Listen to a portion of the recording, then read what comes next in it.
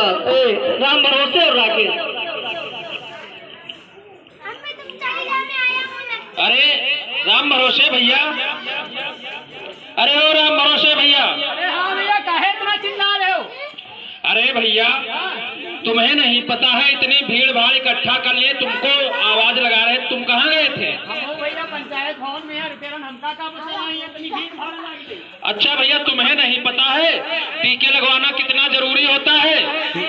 सरकारी अस्पताल में जन्म के बाद तुरंत सरकार द्वारा मुफ्त में टीके लगाए जाते हैं। अच्छा भैया, हाँ।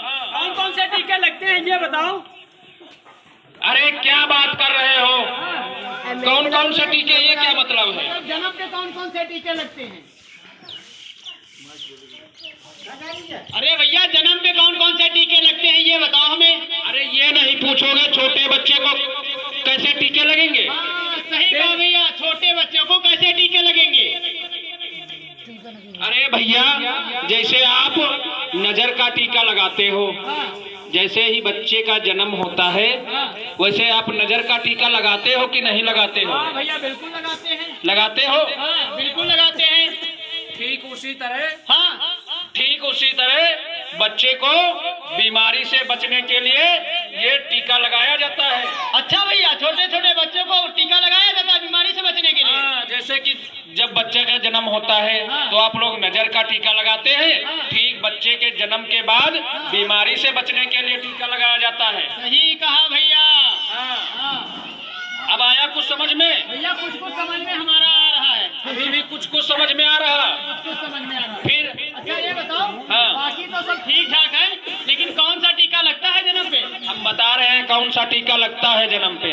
जानते हो? पहला टीका लगता है हेपेटाइटिस बी का। हेपेटाइटिस बी का? हाँ। अच्छा भैया, जो बच्चे के जन्म के तुरंत बाद हेपेटाइटिस बी का टीका लगता है, जो लीवर की सूजन या पीलिया से बचाता है, जो जन्म के 24 घंटे के अंदर दिया जाता है। दूसरा टीका बीसीजी का है, जो जन्म के बच्चे को टीबी यानी तपेदिक क्षय रोग की बीमारी से बचा तथा साथ में पोलियो की खुराक पिलाई जाती है।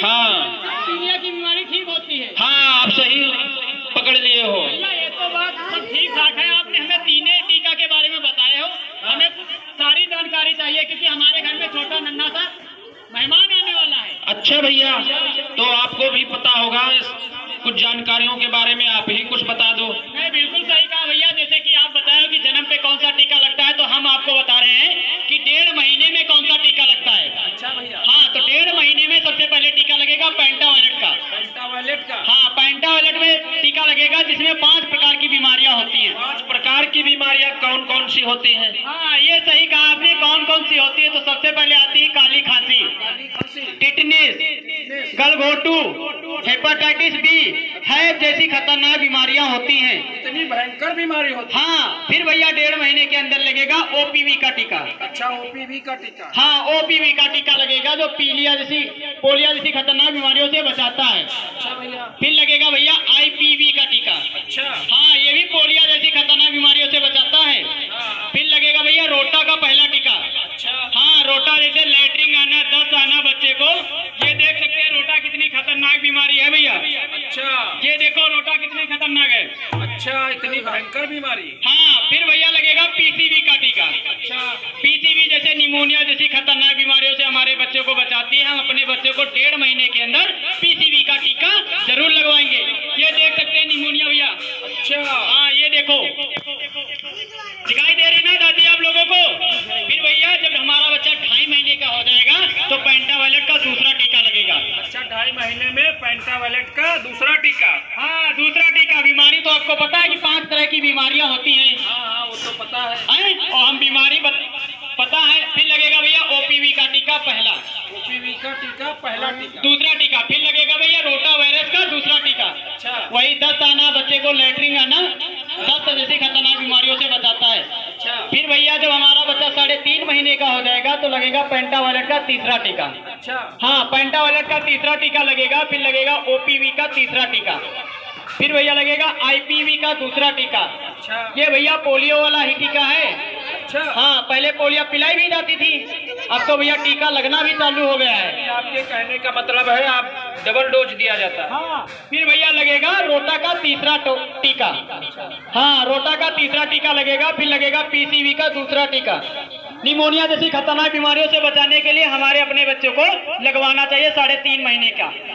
फिर भैया जब हमारा बच्चा 9 से 12 महीने का हो जाएगा तो हमें अपने बच्चों को लगवाना चाहिए एमआर का टीका। MR का टीका। हाँ, एमआर का टीका लगवाना चाहिए, जैसे कि खसरा रुबेला जैसी खतरनाक बीमारियों से हम अपने बच्चों को बचा सके। ये खसरा रुबेला कौन सी बीमारी होती हाँ, ये भैया देख सकते हैं, ये वाला जो बच्चे के लाल लाल दाने निकल आए हैं शरीर में ना, ये खसरा रुबेला जैसी खतरनाक बीमारी है। है? बच्चा खसरा रुबेला का शिकार हो गया। हाँ, जैसे कि माताएं बहनें कहेंगी हमारे बच्चे को माता रानी निकल आई। अच्छा, लाल दाने निकलने का मतलब ये।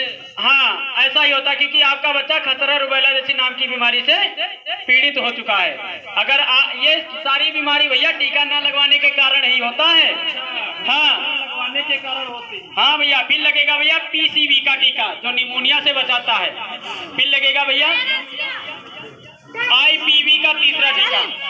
और भैया जब हमारा बच्चा 9 से 12 महीने का हो जाएगा ना, तो हमारे अपने बच्चों को विटामिन ए की सिरप जरूर पहली खुराक जरूर पिलवाएं।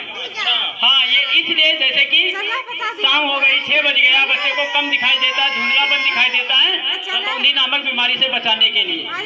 से बचाने के लिए विटामिन ए की। हाँ हाँ, बिल्कुल सही कहा भैया। ये देख सकते हैं रतौंधी कितनी खतरनाक बीमारी है, ये देखो। फिर भैया जब हमारा बच्चा 16 से 24 महीने का हो जाएगा ना, तब एमआर का दूसरा टीका लगेगा।